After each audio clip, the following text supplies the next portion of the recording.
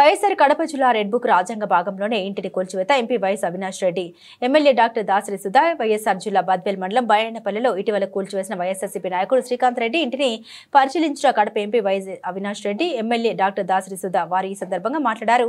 రాష్ట్రంలో కూటమి red book రాజ్యాంగం రోజు రోజుకి తారస్థాయికి చేరుతుంది. 8 సంవత్సరాల క్రితం శ్రీకాంత్ రెడ్డి ఇంటి పక్కన అప్పటి తెలుగుదేశం ప్రభుత్వం సీసీ రోడ్డు కూడా వేయడం జరిగిందని, చెరువు తట్లో ఇల్లు ఉంటే సీసీ రోడ్డు ఇలా నిర్మిస్తారని ఆయన కూటమి నేతల్ని హెచ్చరించారు. త్వరలో ప్రజలు కూటమి ప్రభుత్వానికి బుద్ధి చెబుతారని కడప ఎంపీ వైఎస్ అవినాష్ రెడ్డి అన్నారు. బైరన్నపల్లి గ్రామంలో శ్రీకాంత్ అనే యువకుడు వైఎస్ఆర్ కాంగ్రెస్ పార్టీ కార్యకర్త మరియు జిల్లా వాలంటీర్స్ వింగ్ అధ్యక్షుడు. పార్టీలో ఈ నియోజకవర్గంలో అత్యంత యాక్టివ్గా ఉంటూ కార్యకర్తలకు ఈ గ్రామ ప్రజలకు తోడుగా ఉంటూ రాజకీయంగా పబ్లిక్ లైఫ్లో పైకి వస్తున్న యువకుడు. ఇటువంటి యువకుడిని డిస్కరేజ్ చేయాలని, ఇటువంటి యువకుడిని పూర్తిగా నిర్వీర్యం చేయాలని ఇవాళ ఈ కూటమి ప్రభుత్వం వారి సంవత్సర విధ్వంసకర పాలనకు ప్రతీకగా ఈ యువకుడికి సంబంధించిన ఇల్లు కమ్ ఆఫీస్ దాదాపు 25-30 లక్షల రూపాయల విలువ మినిమం ఉంటుంది. డెమాలిష్ చేసినారు. ఎటువంటి నోటీస్ లేదు, ఎటువంటి ముందస్తు ఇన్ఫర్మేషన్ లేదు. ఏటిపోరంలో కన్నా కారణం చూపించి డెమాలిష్ చేసినారు. వాస్తవానికి ఇది గ్రామదత్తమా ఏటిపోరంలో ఒక క్లారిటీ ఈ గవర్నమెంట్కు, ఈ ఆర్డీఓకి, రెవెన్యూ వాళ్ళకి కూడా లేదు. ఉంటే డిమార్కేషను, ఉంటే మ్యాప్ ఇమ్మని అడుగుతున్నాం, ఎవరు చూపించడంలా. అది పక్కన పెడితే 2017లో ఇక్కడ ఈ నిర్మాణం చేపట్టినారు. అప్పుడు ఎవరి ప్రభుత్వం ఉంది? చంద్రబాబు నాయుడు గారి ప్రభుత్వం. 2017లో నిర్మాణం చేపడితే అప్పుడే కరెంటు బిల్లు కానీ, అప్పుడే హౌస్ ట్యాక్స్ కానీ ప్రభుత్వ నిధులతో, అప్పుడున్న టీడీపీ ప్రభుత్వ నిధులతో పక్కన సీసీ రోడ్డు కూడా వేయడం జరిగింది. మరి అప్పుడు ఏటిపోరంలో కానీ ఎవరికి గుర్తురాల. కేవలం శ్రీకాంత్ అనే యువకుడు ఇక్కడి నుంచి, ఈ ఇంటి నుంచి, ఈ ఆఫీస్ నుంచి మంచి పనులు చేస్తూ ఉన్నాడు.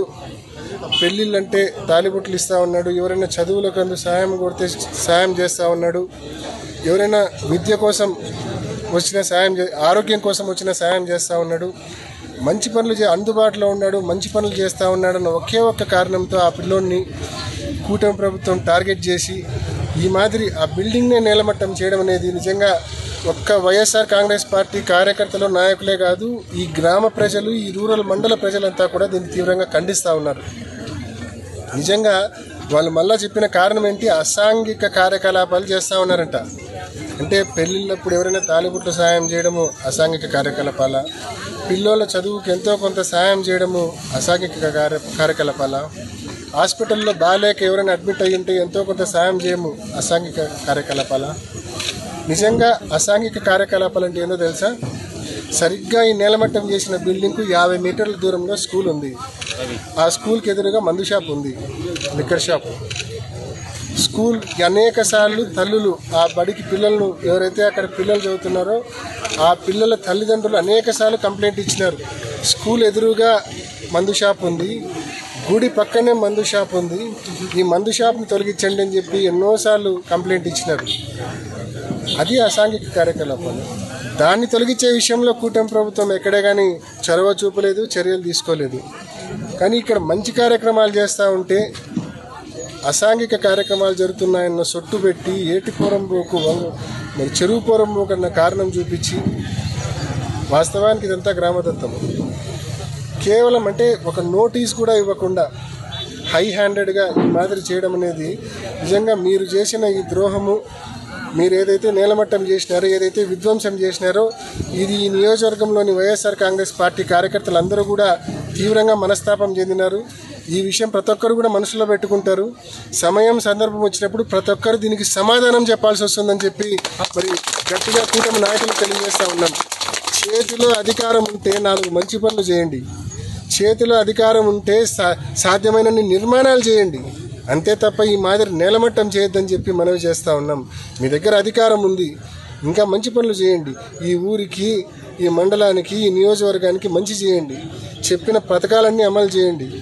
అంతే తప్ప ఈ మాదిరి ఎప్పటి నుంచో ఉన్న బిల్డింగ్లు డెమాలిష్ చేయడము కారణం ఏంది?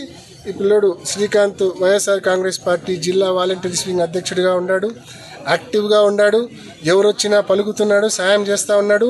మొన్న యువత పోరుకి ఇక్కడ నుంచి దాదాపు కొన్ని వందల మంది ఇదే బిల్డింగు ఇదే ఆఫీస్ నుంచి కొన్ని వందల మంది ఇక్కడ నుంచి ర్యాలీగా కడపకు పోయినారు.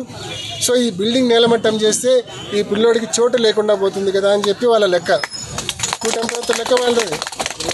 కేవలం ఆ లెక్కతోనే ఆ క్యాల్కులేషన్తోనే ఈ మాదిరి డిస్ట్రాయ్ చేసినారు, విధ్వంసం చేసినారు.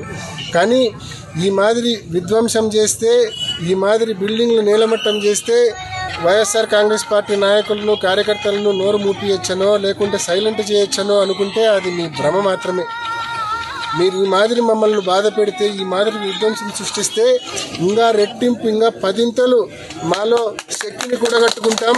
సందర్భం వచ్చినప్పుడు మీకు ప్రజల చేతనే మీకు తిరుగులేని సమాధానం ఇప్పిస్తామని చెప్పి గట్టిగా ఈ కూటమి నాయకులకు తెలియజేస్తూ ఉన్నాం.